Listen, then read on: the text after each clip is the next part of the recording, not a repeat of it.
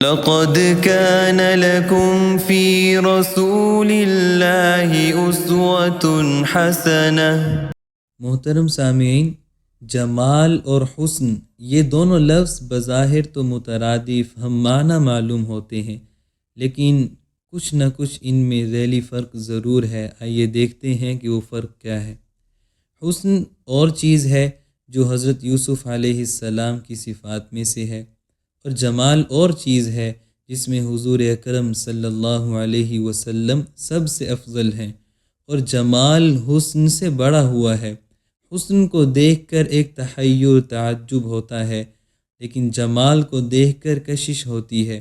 اس سے یہ مسئلہ بھی حل ہو گیا کہ حضور صلی اللہ علیہ وسلم کو اجمل کہا جائے اور حضرت یوسف علیہ السلام کو احسن کہا جائے تو نہ کسی نص کی مزاحمت ہے اور نہ کسی کی تنقیص ہوتی ہے۔